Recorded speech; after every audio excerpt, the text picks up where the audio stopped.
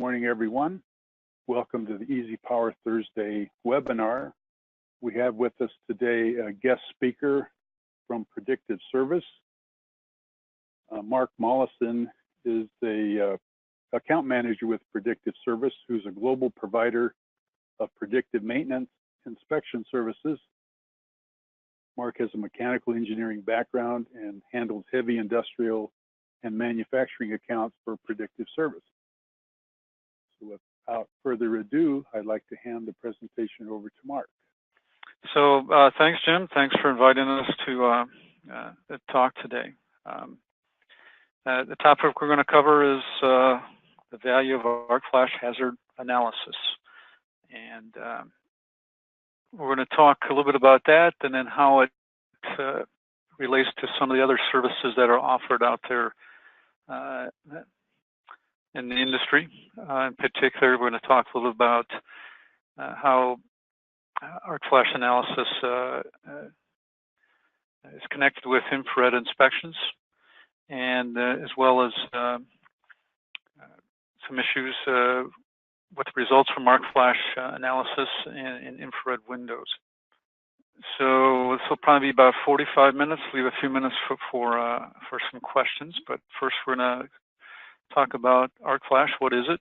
What causes it? How does it happen?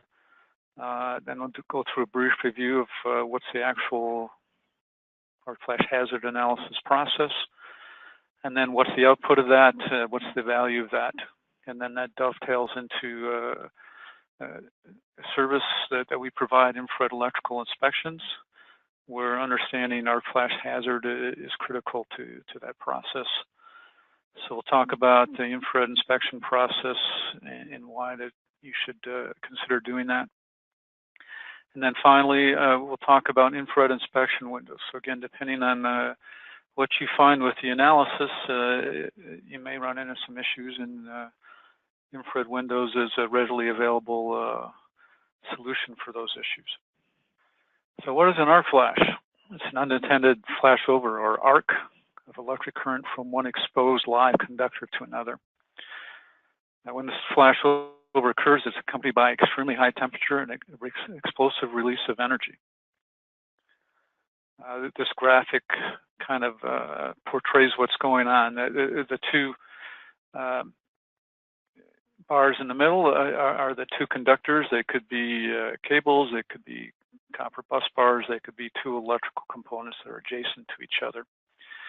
When something goes wrong, an arc jumps between those two conductors and causes that arc flash. When that happens, extremely high heat is generated in the order of 35,000 degrees Fahrenheit. As a comparison, the surface of the sun is about 10,000 degrees Fahrenheit. Now, granted, the center of the sun is millions of degrees, but the surface of the sun is 10,000. This high heat causes the conductors, in this case copper, or it could be aluminum, to vaporize, right? And when it's moving from a solid to a vapor, it expands very rapidly, 67,000 times in volume. So you get this explosion, if you will, this rapid expansion of metal and superheated air. As a reference, when water goes from a liquid to vapor to steam, it expands about 1,200 times in volume. So this is 500 orders of magnitude greater in the expansion rate. So you've got this high heat, this rapid expansion of material. It also creates molten metal from other components within in the cabinet. Obviously, there's this pressure wave. As this expansion happens, the loud sound waves. You could even get a sonic boom occur when this happens. Could get shrapnel, and of course, intense light as well. So an arc flash, it's pretty spectacular, and it's not a good thing. And depending on the enclosure that this happens in, the enclosure dimensions, layout can actually magnify the characteristics by reflecting or focusing the energy from the flash. So what are contributing factors to an arc flash? When is there opportunity for an arc flash to increase? When does it happen? We're talking about energized equipment here, so it's powered on. Now, when you're opening panels while they're energized, opening for any reason, increase the chance of an arc flash. If you're performing physical testing or work on an energized piece of equipment, collecting an electrical reading with some amp probes or doing an infrared electrical inspection. When you're inside the cabinet, you increase the chance of an arc flash. And then just in general, disturbing the environment around an open energized cabinet, moving the air around even can cause something to happen. So with that in mind, what can really happen? You're working on an energized cabinet. A worker could drop a screwdriver or wrench and drop it across two live conductors and create the arc. He could be moving a internal cover off of something, and he drops that cover or that panel across two conductors and creates an arc. Any type of vibration or dislodging or moving of components in the panel, whether it's an operator bumping them or it could be an ambient vibration, forklift driving by. If it causes the conductors to move too close to each other, it can cause an arc flash event. So obviously, the smaller the air gap between conductors, the more opportunity there is for a flash. Even high levels of dust or contamination in a cabinet can help facilitate a flash. You know, dust isn't a great conductor, but maybe some other contaminations are, but that contamination can actually build a bridge and allow an arc to cross two conductors. Certainly, water, moisture, condensation in a cabinet can cause problems. Water is a great conductor, so if you have moisture issues, leaks, what have you, that could help facilitate an arc in a cabinet. And certainly failure of insulation materials, right? So over time, insulation on cables, wires, right, it goes through heating and cooling cycles throughout the year, could have some vibration, abrasion, that sort of thing. If there's a failure of the insulation materials on the conductors, again, they can get too close together and cause an arc. And then finally, just the operation of the equipment itself, cycling of breakers, opening of breakers or other devices can cause a spark or an arc as well. So quite often a human's involved. When an arc flash event occurs, the human could have caused the problem. He could be disturbing the area, could be dropping a tool to cover, what have you. So he's in the path of danger, and injuries can occur. So certainly we're talking about 35,000 degrees Fahrenheit. You're looking at severe burns, the intense light, eye damage, respiratory damage from the vaporized metal, flying debris, shrapnel can cause trauma. There's a big pressure wave or a concussion wave with this rapidly expanding material can cause collapse along and other type of trauma, or actually, throw the person to the floor. And then depending on what happens, you can get very, very loud sounds, which could also cause hearing or ear damage. So depending on who's counting, there's an estimated 30,000 arc flash incidents per year in North America, with an estimated 7,000 burn injuries, 400 fatalities.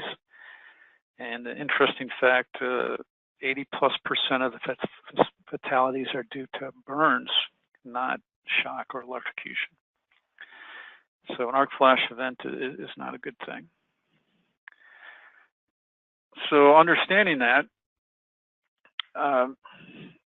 what's going on, what's the potential for an incident, that's the driving force to do an analysis. And in one sentence, what it is, it's a detailed study of your power system with calculations that provide direction for the appropriate personal protective equipment to wear when your people are working on or standing near an individual asset while it's open and energized, right? So you want to understand what the potential is of that energy when there's an arc flash, and plan for it and have your people properly equipped for it.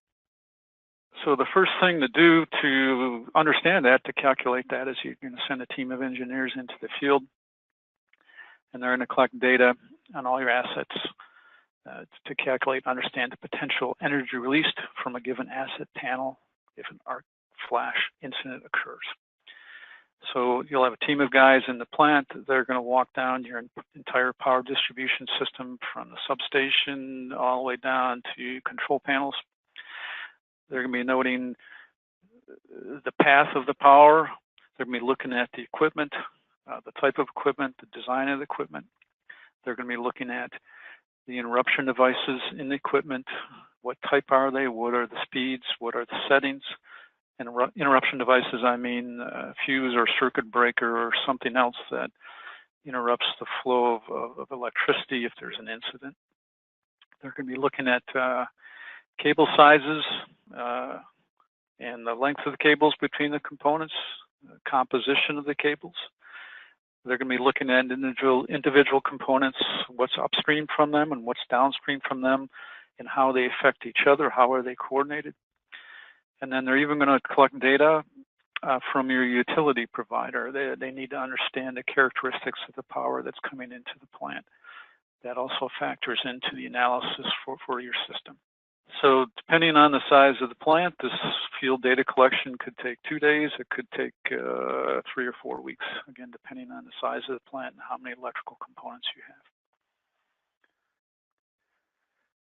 Once this data is collected, you go back to the office and they use it to develop a one-line or a roadmap of the power distribution system in your facility. And they do this by building a working model and the analysis software. So our friends at EasyPower make the software to do that. So all the data that's collected would in theory be loaded into the EasyPower software. Once they do that, the software allows you to calculate the incident energy for each asset or each bus in your system, in the roadmap.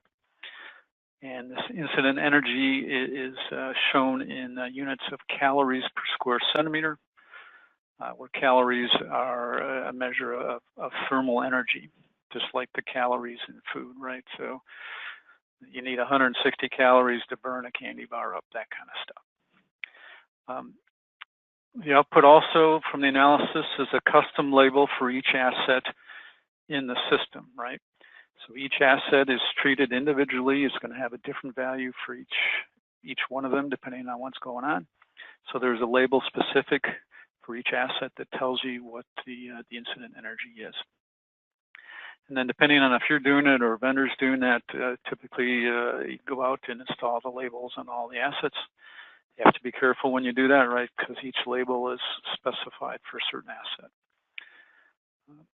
Quite often, you'll get some type of report. In our case, we give you a jump drive, an interactive jump drive with the report on it, the documentation, all the stuff that's been performed. When we do the analysis for our customers, we also include a template for an energized electrical work permit for each asset. So if you were in a plant and you wanted to go out and do some work on an energized electrical piece of equipment, typically you have to submit a permit, get permission to go work on that asset. While it's energized, you need to demonstrate you understand what that asset is. So we actually give you templates for each asset in the analysis, so you have a starting point and can submit that if needed. Optional services are coordination studies, short circuit study, and training associated with this analysis and how to interpret the output. So we talked about the one-line drawing, the roadmap that gets generated. This actually gets provided to you as an end customer. It's typically a PDF format. This is just a very small section of a one-line drawing, but it shows the components for the panels, or they call them buses, within the power distribution system. What are they? What size are they? What's the cable runs between the components, and what's the relationship between the components? So this is an output from the study as well. Obviously, we talked about you get a customized label for each asset. They look something like this. Depending on the vendor you use, they might change slightly in how they look. But basically, they tell you to pay attention. There's an arc flash and shock hazard potential for this. The important number is this number right here. 4 calories per square centimeter at a standard distance of 18 inches. So that's the number that tells you the magnitude of the potential incident of the arc flash, and then that drives you to select the appropriate PPE, personal protective equipment, to wear when opening this asset while energized. Other information on the sticker: nominal voltage, other arc flash, boundary measurements, recommended PPE based on this number, recommended shock hazard PPE, other PPE. And again, this is customized to each individual panel. So you'll have the bus name or the panel name, in this case, an elevator panel. They'll also tell you the name of the lockout device that supports that bus or that panel, and the date of the inspection. So there's a customized label for every asset in the program that's evaluated. So the sticker tells you what to put on when you're going to work on this thing when it's energized, and depending on the value, it could be something that looks like this all the way up to this level, right? So you've got fire-rated trousers, fire-rated shirt, rubber gloves covered by leather gloves, eyeglasses covered by a hard hat with a face shield, and typically earplugs. Next level up, you would include a balaclava, fire-rated balaclava. And then for higher energy ratings, you get into these moon suits. So again, the label that's provided from the analysis tells you what you have to wear depending on how close you're standing to an open energized piece of equipment. So what's the value of an arc flash hazard analysis? That's why we're here today to kind of talk about that. Well, at this day and age, working on energized equipment is pretty commonplace. Certainly it is in the industrial market. Almost everybody should be doing infrared inspections. If you're not, the insurance company is probably going to be yelling at you. So infrared inspections, you're working on open energized equipment. So there's value to understanding the severity of a potential arc flash incident for each panel, and in understanding that, you can put together a plan to protect your employees who work on and around the equipment. So the value is you're really trying to protect your employees and ensure a safe environment. Again, some other outputs from it is a nice one-line drawing. You'd be surprised how many people we talk to don't have a one-line drawing for their facility, or they do and it's 30 years old and it's on paper. So you get a nice one-line drawing. If you request it, we can also provide the one-line drawings in AutoCAD format. So you can use the drawings for other things or actually make additions to it.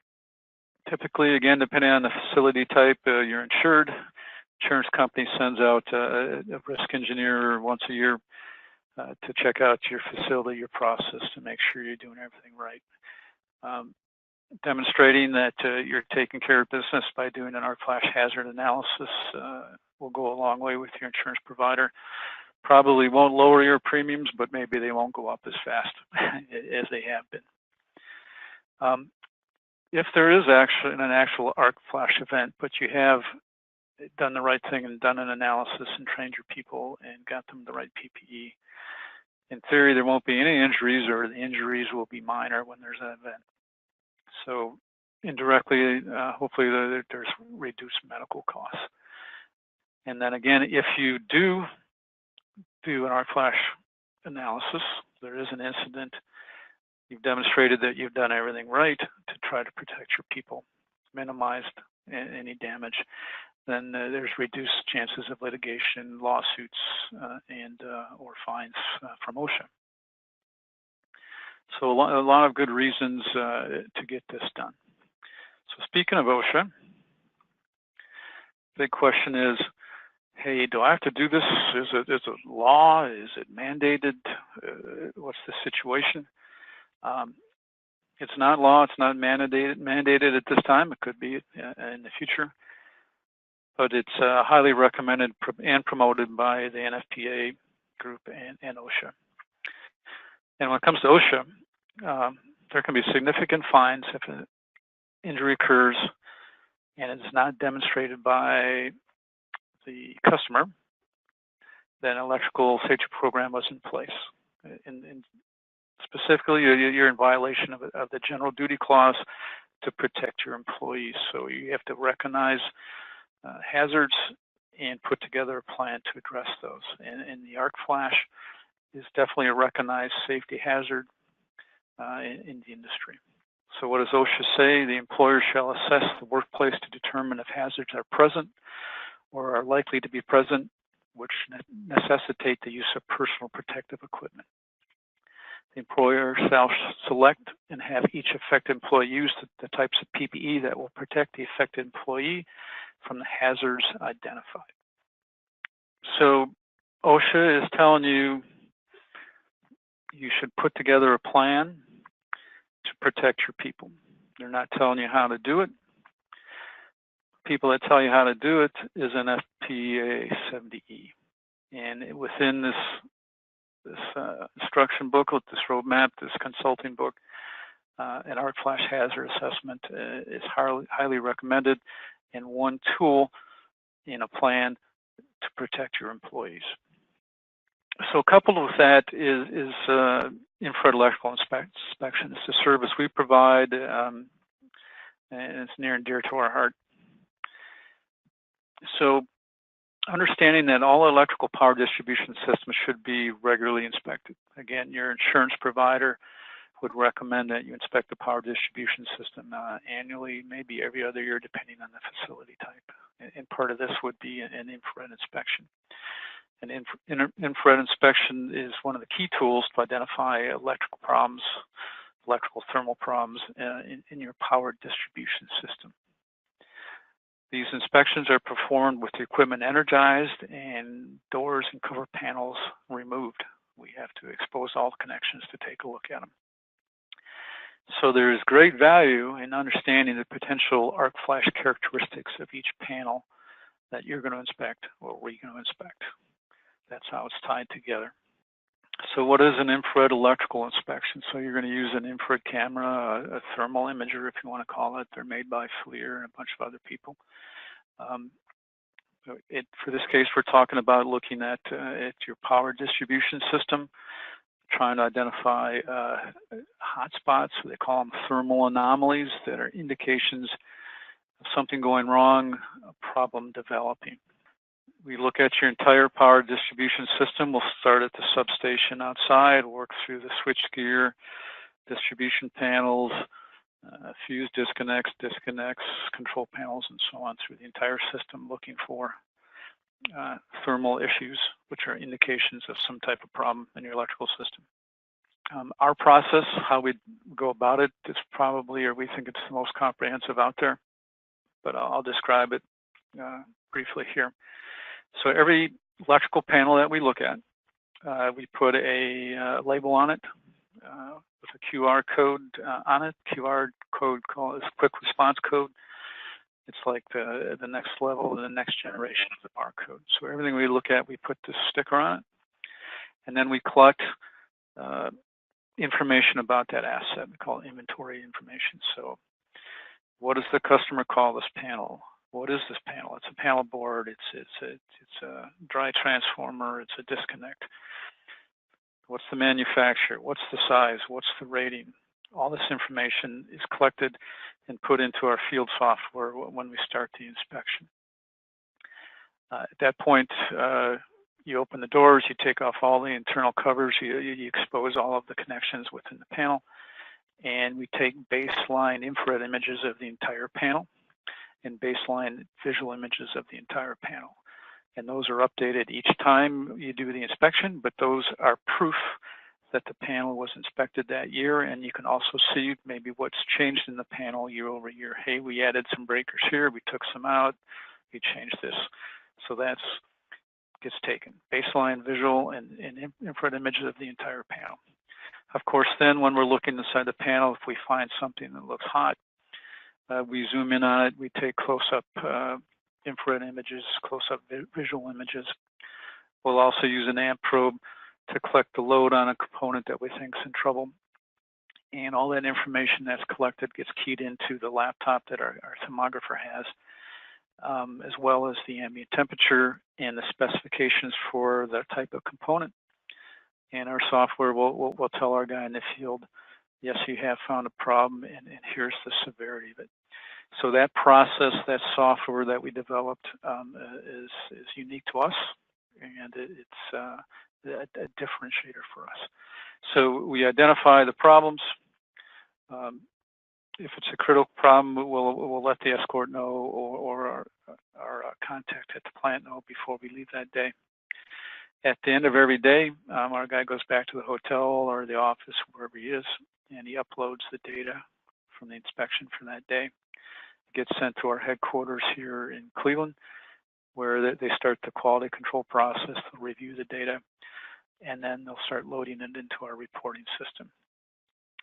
So 5 business days after the last day of your inspection, all of your data will be QC'd and loaded to our reporting system, and you'll get an email from us saying that your data is posted, and you can log in online and take a look at it.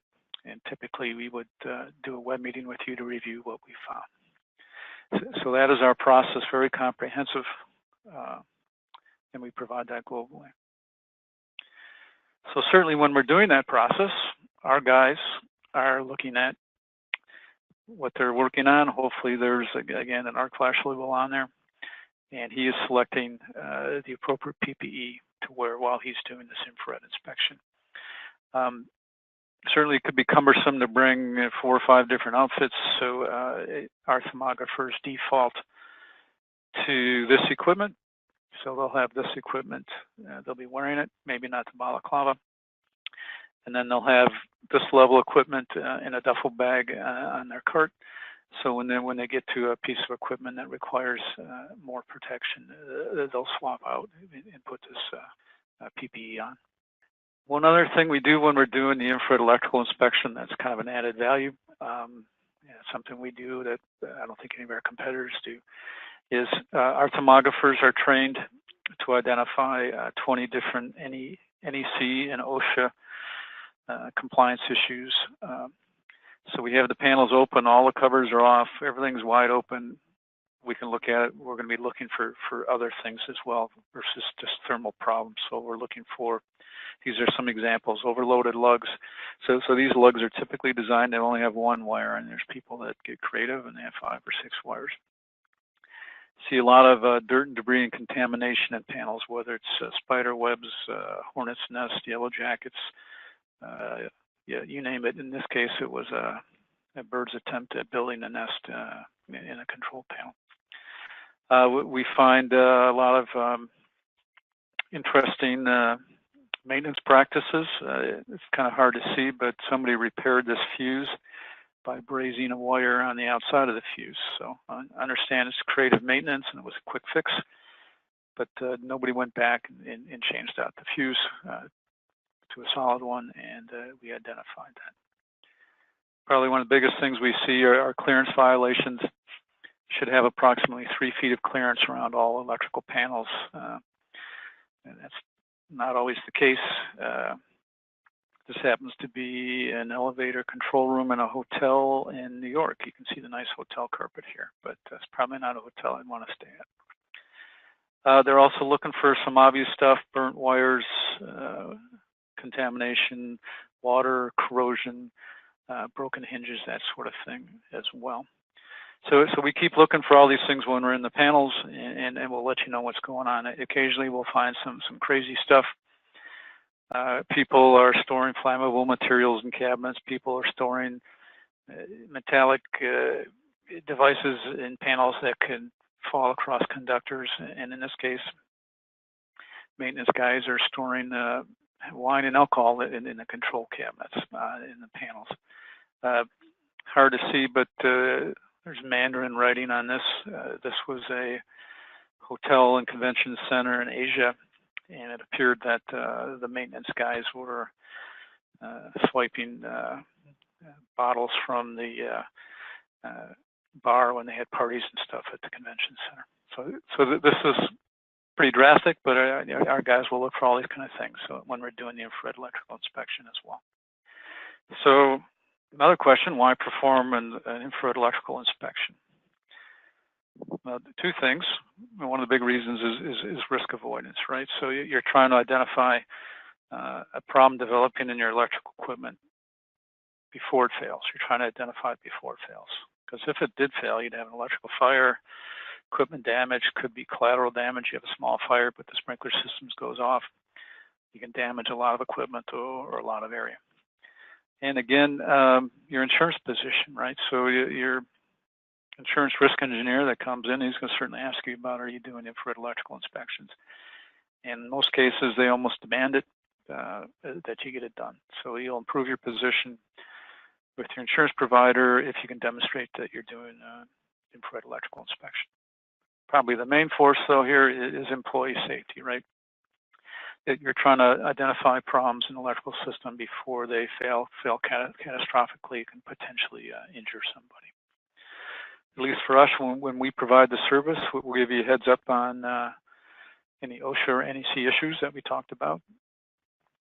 And then depending on what you're doing in the facility, you'll have improved availability and uptime. So for manufacturing, right, uptime is key. So if we're finding electrical thermal problems early in the failure cycle before they fail, you can plan to repair the problem, you can order the parts, you can schedule your labor and get it done and not cause downtime. And by doing that, fixing the problem before it fails, you improve your maintenance cost, right? So you're not scrambling, it's not a surprise, you're not working overtime, you're not expediting parts, you're not paying premium for parts to repair what blew up because you didn't know it was coming. And then finally, one last thing that's interesting about infrared inspection is energy savings. So all companies now have green initiatives or carbon footprint initiatives or what have you. We can actually calculate the potential energy savings from doing an infrared electrical inspection and implementing the repairs. So again, with our unique software that we use in the field, we can identify a problem and we'll see how hot it is. We'll assign a severity to it, but how we assign a severity to it is that we actually calculate what we think the temperature of this component should be if everything's operating properly under the existing conditions, under this load, under this ambient temperature. So we actually calculate what it should be, and we look at what it is. So, hey, there could be a delta T, a delta in temperature of 120 degrees. This thing should be 100 degrees under this load, but it's actually 220. That difference in temperature is an indicator of the energy that's being wasted, right? So we can capture that and tell you how much energy you're wasting, again, with our software. It's annualized, and again, so it's cost avoidance. If you get this thing fixed, you're going to save so much. So a typical thermal anomaly, an average thermal anomaly across all our entire customer base wastes about $400 per year in energy. So it's like plugging in a hot curling iron and sticking it inside your control cabinet year round. When you do that, you're wasting $400 in energy. That calculation can be customized to the hours of operation for you and what you pay for kilowatt hour. So typically for an industrial customer, the energy savings more than pays for the inspection. You're doing the inspection for employee safety and risk avoidance. The icing on the cake is the energy savings pays for it, at least pays for it, or pays for it two to fourfold. So for heavy industrial, you're up in this range. If you're doing an inspection at a hospital or a very clean office building, there might be enough energy savings to break even on the inspection. So that's another nice benefit of the inspection. All the data we collect during the infrared inspection, the inventory data, the problems, the energy calculations, all that kind of good stuff is reported on a web-based system for us called Viewpoint. We developed it initially 12 years ago. So it's a web-based system. You log in and free of charge. You can have as many users as you want. and you can see the history of all your inspections. You can search and sort and query the system. It's a dynamic database, and it's very powerful in helping you manage your electrical assets. So one interesting thing about Viewpoint, a reporting system, and Arc Flash, right? So if you happen to use us to do an Arc Flash hazard analysis, and you also use this for infrared inspections, when you do the analysis, again, we'll give you that interactive jump drive, big report, and all the labels and good stuff. But if you use this for infrared, we'll also put the Arc Flash data in our infrared reporting system. So here is a screenshot of an inventory detail page for a dry transformer. You can see the baseline wide angle visual image, baseline wide angle infrared image, which can be blown up. Specifications on the asset, where it is in the facility, and so on. History of all previous inspections, and hot links to view the problems. It looks like this thing probably definitely had a contamination problem. But if you use this for Arc Flash, what gets included is this field here. So this is the Arc Flash data associated with this asset. There's the incident energy, the Arc Flash boundary, equipment name, lockout device, and so on. So it's all right here. If you click on this little button, it'll show you a picture of the label that's on this asset, right? So here's the Arc Flash label that's on this transformer. Again, all the information you need to see and so on. If you click on the next button, then you'll see a description of the PPE required to work on this, right? So if you're sitting at your desk reviewing all the problems we found, you can also plan on the PPE that you need to implement the repairs. What do your guys need to wear to get it done? So that's something that's unique to us, again, if you use this for both disciplines. All right, so now we're going to talk a little bit about infrared windows. So when you do an Arc Flash hazard analysis, you're going to run into equipment that the incident energy is so high that no matter how much PPE you put on, it's going to be difficult to protect the guy. Typically, that threshold is around 40 calories per square centimeter. Above that, it gets difficult to protect your employees. Certainly, you could come up with some kind of crazy suit to protect you against the thermal energy. Could you actually do work in that suit? Who knows? But when you get to these higher energies, can you actually protect the guy from the explosive blast, from the shrapnel, from the concussion, that sort of thing? So for certain assets, you can't inspect them. You can't open them up and inspect them energized. So these IR window solutions allow you to inspect the most dangerous panels, the panels that you're not allowed to open energized. And you can do that using tomography, right? So these dangerous panels, the ones that you can't open because the incident energy is so high, they're quite often the critical panels to your plant, right? They're higher energy circuits. They support large areas of the plant. And these are assets that you really would like to inspect, but because the energy ratings are so high, you can't do it normally. So the additional value of an Arc Flash hazard analysis is that it identifies the assets that are good candidates for IR windows, right? And you can plan for that. So why IR windows? I just kind of told you why, but certainly compliance to safety guidelines. You're not asking your people to go open up an energized panel it's not safe to do. It's beyond regulations or beyond safety. And this obviously ensures the safety of your workers. Putting an IR window in a panel, you can inspect the uninspectable. I'm not sure who came up with that word, but basically, critical asset you want to inspect, you can't inspect it with traditional infrared approach. Install a window, and you can do that. And when it comes to infrared inspections, there's essentially zero risk for the thermographer when windows are installed. The windows look like this, or at least the ones we typically install. They're square, they're flat. There's a polymer here. That's actually the window. you can't see through with the naked eye, but it transfers thermal energy, and an infrared camera can see what's going on through the window. Again, it's a polymer. Some of the other brands and some of the older brands had a crystal in here, but those were not very robust, and they had problems with high moisture. The windows themselves, at least the ones that we recommend, are very robust design. So the bezel is machined aluminum that's anodized for food processing and washdown areas. You can also get these in stainless steel. Bunch of different size windows. Most of the ones we recommend are square or rectangular, because you get actually more surface area to look through. So a 4-inch square window has got more surface area than a 4-inch diameter round window. There are windows that are dual purpose, right?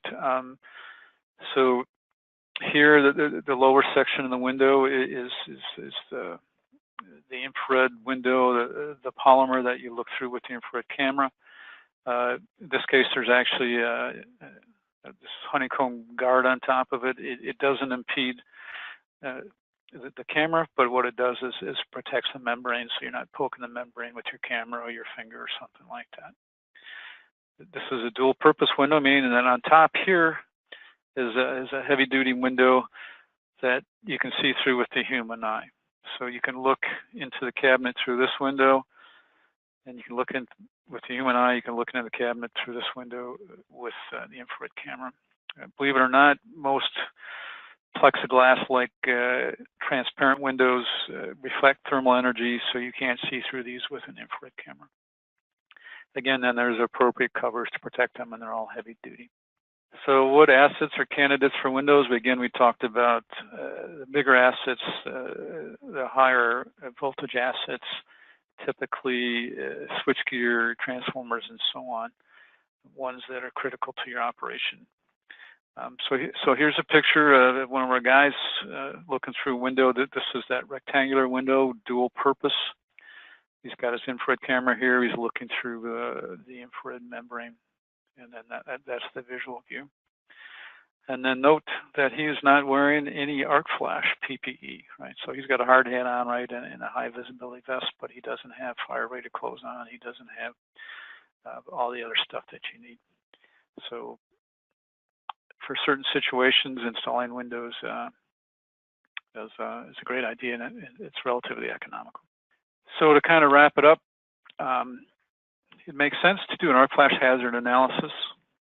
You understand what's going on in your facilities, and you put together a plan to protect your employees. That dovetails into doing an infrared electrical inspection, which you should be doing internally or with a vendor. And those inspections are safer when you have the arc flash hazard analysis done. And then finally, for the assets that you determine that you can't open safely because you did this analysis, there's a readily available solution to overcome that with infrared windows. So that's kind of wraps it up. Now could be some time for questions. I'll see if there's any questions that came through real quick.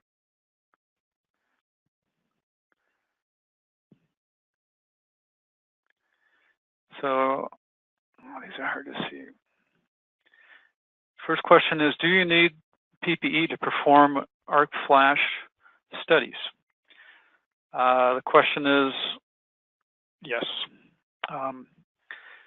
So when they're doing the collection of the data in the field, when we have engineers in the field, quite often you will have to open up the panels to see what's inside, wire sizes, fuse sizes, interruption device settings, that sort of thing. Quite often some of the interruption device settings are displayed on the outside of the panel, and you can collect information there.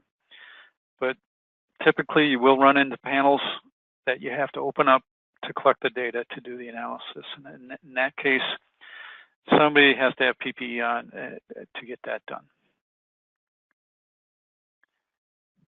What frequency recommendation do you have for IR inspections? Okay. So NFPA 70 recommends it to be done annually, sometimes every even 6 months for high-risk facilities. Probably 90%, 95% of our customers do it annually. A handful of them do it every 6 months. And then for cleaner,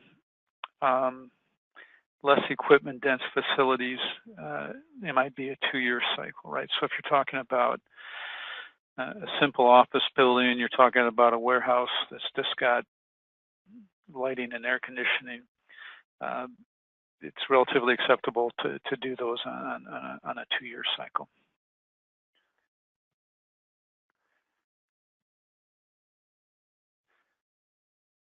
Do we use EasyPower Arc Flash module for our analysis?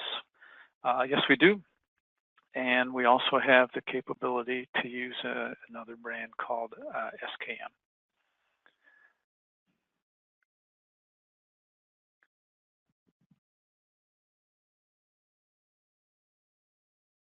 What electrical ratings would you recommend an IR window be installed? Greater than 1,000 amps, greater than 480 volt AC. You're talking to a mechanical engineer, actually, but certainly you'd want to understand the panel incident energy if you did an analysis. And then that would drive you to a window.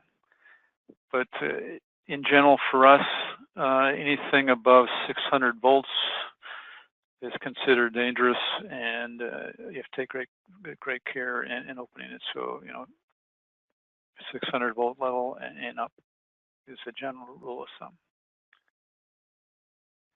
IR scans can't see miswiring. Burnt wire section when I have to go in the panel no matter what.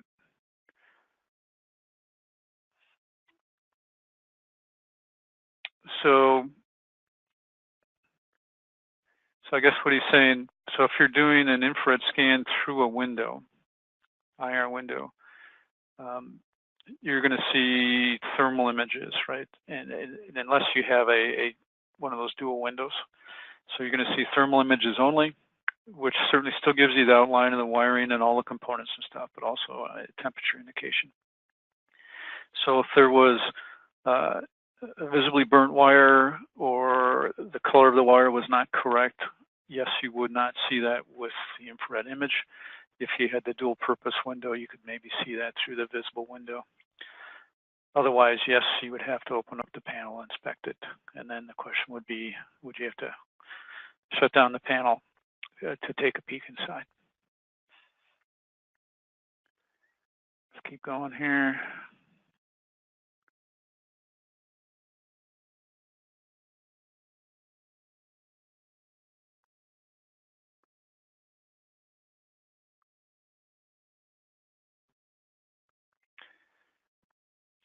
So, gentleman was talking about arc flash labels on transformers, secondary side versus primary side. I will reconfirm, but I think the arc flash label defaults to the highest rating. I will note that, and who asked the question, and I'll reconfirm that.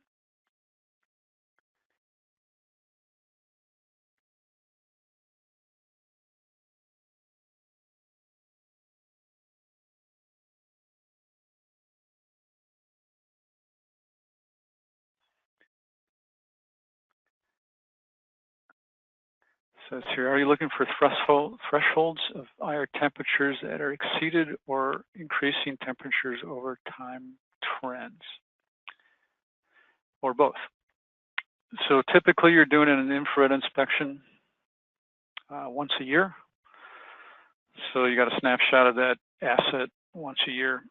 So it's difficult to trend, not impossible, I guess, right? So if you're using this multiple years in a row, you will see all the images in a reporting system year after year after year, and you can see the differences in temperature. Can you directly trend the two? It's hard to do, right? Because you're taking the data 12 months apart. the load that's on the equipment that one day you're there in 2017 might be slightly different than the load on the equipment when you're there one day in 2018. So it's something that we look at, but it's probably not as valuable as just looking at the overall temperature compared to manufacturer specifications based on load at that time and ambient temperature as well. And again, if you have additional questions, you can submit them and we'll answer them in follow-up emails. All right, here we go. Do you need a licensed professional engineer to perform arc flash analysis, or any non-licensed engineer is good? Do you need a licensed professional engineer to perform? Okay. There's no need for a licensed professional engineer, as I understood it, talking to our people, but you do need to have an experienced person. So there's specifications, NFPA 70, they talk about the experience for the person that's doing it, mentoring involved in that sort of thing, but there's no need for a licensed PE to do this, but certainly it wouldn't hurt.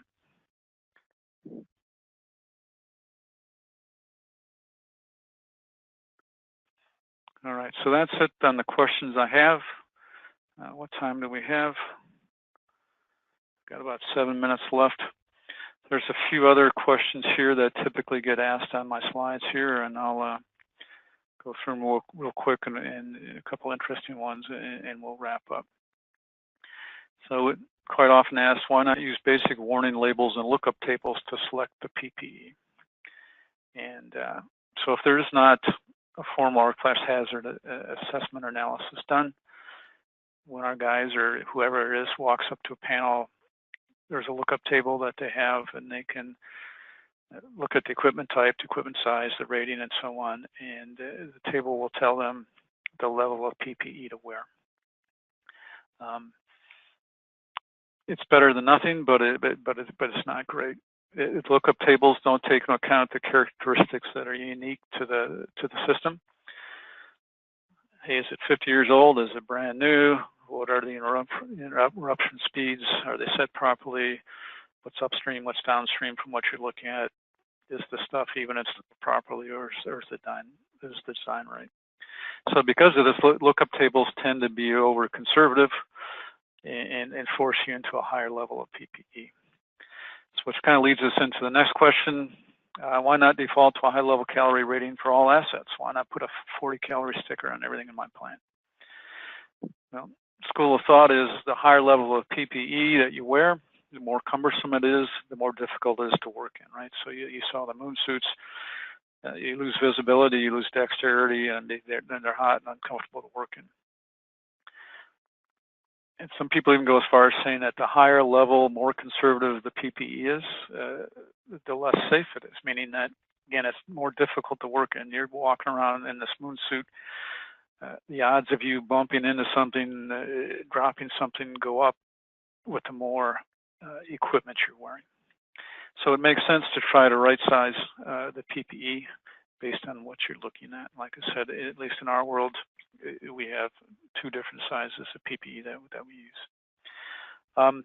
If your maintenance people, they're not stupid. If they see that there's a 40 calorie sticker on everything in the plant, they're not really going to believe that for everything, and they might start sidestepping the procedures, might do it on the wrong asset and get hurt.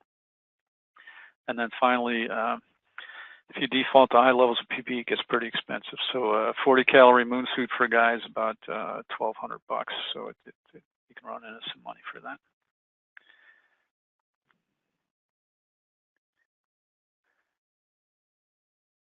Let's do one more question, maybe two more questions. Arc flash hazard analysis, what's the next step? Certainly, you can talk to Jim at EasyPower and get the software and do the analysis yourself. Depending on who you talk to, and you talk to Jim about it, our guys about it. you need to have some pretty solid electrical engineering types that understand industrial power distribution to do it right.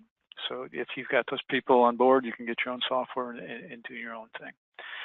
If you want to outsource it to somebody like us, what we would need is any one-line drawings you have, even how old they are. That would be great.